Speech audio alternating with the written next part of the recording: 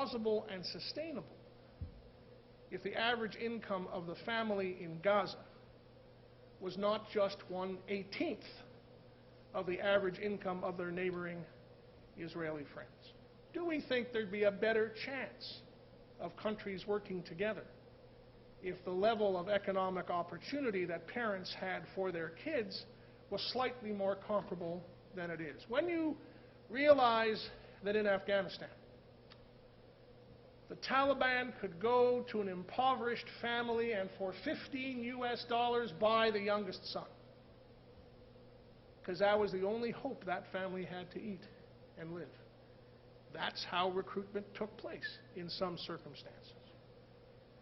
Do you think that when the cost of a basic annual income, depending on how it's structured and whether it's a top-up of other sources, would be about maybe $15,000 to $20,000 to $25,000 a year max per person, but that the 10% of our poverty-stricken population, 10% of our population that's poverty-stricken, constitutes 96% of Her Majesty's guests at her prisons across this country, at a minimum cost of $275 a day? Do you think we might be organizing ourselves in a more rational way to use mutual respect and a basic level of income support and housing to reduce some of the costs that the kind of social pathologies produced by poverty generate for all of us to carry as taxpayers in our day-to-day lives? When we did our committee, Art Eggleton and myself, we heard from many different agencies on the front lines working with low-income Canadians. And the police were remarkable. They were very much in support, by the way, of our report. Because they said when they sort out their days and how they divide up their dockets of work, they're actually not in the better parts of town a lot. The odd patrol through. They're in the worst parts of town. That's where their clientele is. That's who takes up the largest part of our judicial system and our prisons and police time, all of which is massively expensive. We had someone from the city of Edmonton come and talk about why that city made the decision that it would not contract with companies that did not pay a substantial minimum wage, higher than usual, to their employees. Why? Because they knew that the social pathology of people who were not getting paid enough produced excess demand on the hospitals. Poor people get sicker faster, stay in hospital longer. Poor people are unemployed. There is more family violence in poor homes than in better-off homes. There is more illiteracy, all of which produce huge costs for the rest of society to sustain and cover. As we hit the demographic reality of an aging population, I'm now 61. I never thought I'd see anything beyond 30 as a kid. I'm now 61, and you know, this is going to be, we're all going to be, no matter how careful we are, how carefully we diet, and clearly I'm a model of diet and physical fitness. I know you're thinking that as you look at me from where you sit. At some point, we will be burdens on the healthcare system. That demographic is going to cost our healthcare system more, and thank God we have a universal healthcare system for that purpose.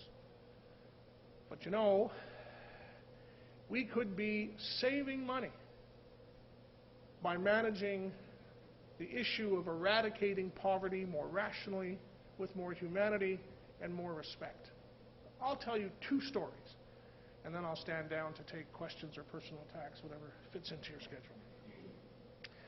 When I was a very young legislative assistant to the Honourable William Davis here in Ontario, when I say young, I was 25. Of course, if you know 25-year-olds, you know that 25, you know everything.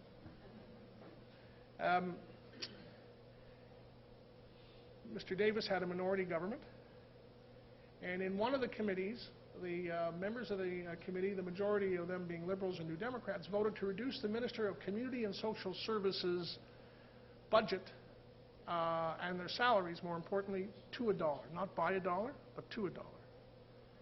So this produced a hurried arrival, the Deputy Minister, office. I was legislative assistant. He wanted to know what we were going to do about that. I said, well, Doug, we're not going to actually have an election over your salary. Take that to the bank. But why don't we find out what the NDP and the Liberals really want? Well, those were the days when the Toronto Star was running a completely justifiable series of stories about retired women whose husbands had died without any pension or any savings, and who were actually supplementing their diets with dog food and cat food to get a minimum amount of protein on their very limited financial capacity. The NDP and the Liberals wanted to know why we weren't doing anything about it. Quite a legitimate question to ask in provincial government, which has primary, at the rock face, responsibility for these programs. And guess what? Once we figured that out, 2 weeks later, one of the most conservative finance ministers in the history of Ontario, the Honourable Darcy McHugh from Chatham, Ontario, pinstripe suit, Toronto Tub Club tie, Bank of Montreal cufflinks, rose in his place and announced the guaranteed annual income supplement for seniors. No new welfare program, no new welfare agents, no new bureaucracy. Very simple. You filled out your taxes. If your numbers were beneath the threshold, you got automatically topped up. End of story.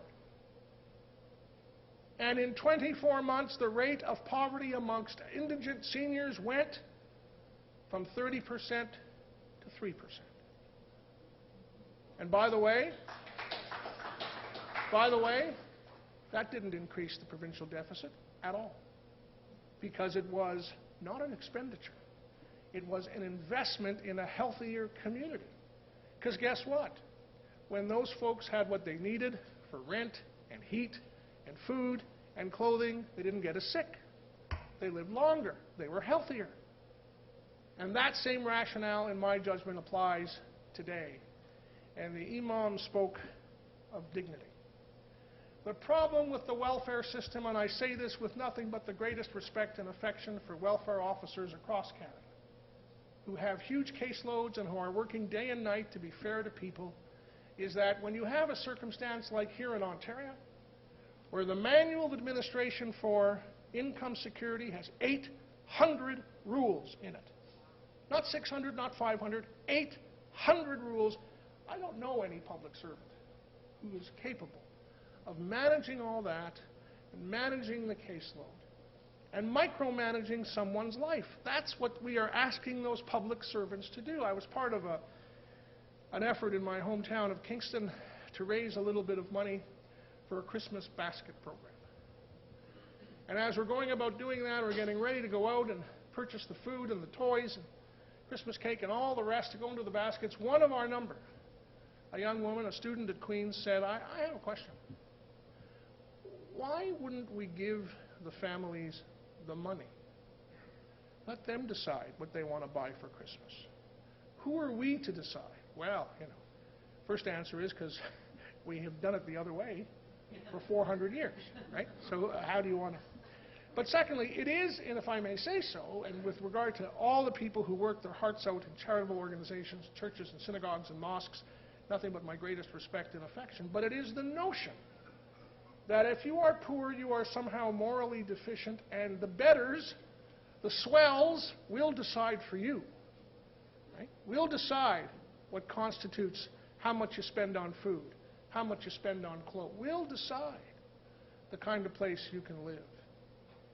And you know what? It doesn't matter how good a government is. It doesn't matter if it's right, left, or center. No government is that good. They can't get it right. And that kind of micromanagement destroys human dignity, self-respect. When I worked in Montreal, I had an apartment on Drummond, and my office at the Institute for Research on Public Policy was about 4 blocks away.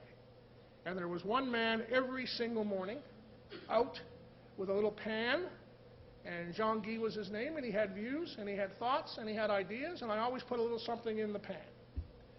And one day, Donna had said to me, you've got all these, as we all do, things of pennies and quarters and nickels. What do you like? It's of no value. Give it to Jean-Guy. So I have this with me. I'm ready to make the deposit of my life. He's not there. So the next day I said, Jean-Guy, where were you? He said, I had a meeting, I had an appointment with my knee specialist. I said to myself, this is a great country. Why shouldn't he have a knee specialist like anybody else? Who says he has to be there on the corner every single day? People need freedom to choose. And my approach, a basic income floor, is the way to ensure that. Anything else makes them into clients, makes them into recipients, and destroys their dignity. And in the end, that is unconstructive. Last story. Do I have time for a last story? You absolutely do. Calgary. Now, Calgary is not a hotbed of socialism, as you will have heard. It's a hotbed of pragmatic, conservative people in the oil and gas business and finance, all the rest. So about 5 years ago, the chairman of Imperial Oil, who's now retired, began to look into the fact that as he went to work in the morning, there are all these guys sleeping on the street. He said, this is a wealthy town. Why would that be? And then he began to look at the numbers. About 2,500 people were sleeping on the street in Calgary when the weather permitted. London, England, 500 people. Let's think about that in terms of the relative size of the two cities. And then he began to look at the amount of money that was being given every night by the province to the shelters, the homeless shelters, $40 a head a night, close to 3,000 people every night, times 265, providing actually no solution to housing. We're dealing, when you add it all up, you're actually looking at something like $33 million a year. Actually not building one house, not creating one new apartment, one new bed living room. He said, that's not good enough. He called a priest, he called an imam, he called a rabbi, he called a bunch of fancy tax lawyers, he called a bunch of other people with money, he called the police chief, and he said, this is not good enough. And they set up the foundation to end homelessness, not to make it a little better, not to fix it, not to reduce, but to end it. And they had a definition. Definition, nobody stays in a hostel for more than 7 nights before they get a permanent place to live. That's their definition of no homelessness. And they've raised money from their own sources, and they've raised money, some governments have now come in, and they've raised money from the private sector, and the churches have all helped. And they set a goal for how many new units had to be in the marketplace at an affordable level for people to live in. And after 2 years, they're at, and they have a 10-year limit to the program. They're not going to go on forever. They're going to get it done in 10 years. And after 2 years, they're at 30% of what their goal was. Why? Because they decided they had to do it. No ifs, ands, or buts, no maybes, no wouldn't it be nice. They had to do it. They embarrassed some people, City Council. Although there's a new mayor now who's not so embarrassed. He's quite engaged. Canada's first Islamic mayor, and a wonderful, bright young man.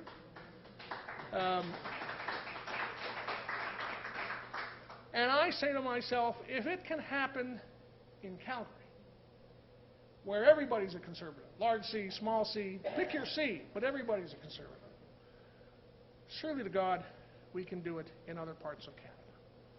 In the beginning and in the end, poverty is not about ethnicity.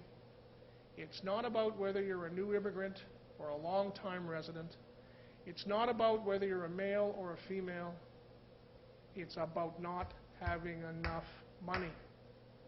And we have a system that can manage that through our tax program easily. My view, and I've argued this in Ottawa, and Mayor Eggleton and I have advanced the case, and I'm still optimistic, is that we can have a federal tax system where if you file beneath a certain level of income, you're automatically topped up. National governments aren't good at many things. They're not great at running programs, but they're great at taking money out of your bank account and putting money in. We've all had that experience. Revenue Canada, GST tax rebate operates today. At Queen's, we tell all our students, whether they have any earnings or not, file your tax form. Because if you have no earnings, you'll get the GST rebate deposited automatically in your account. That will help you with your costs. So if you do it with the tax system as I have suggested, then you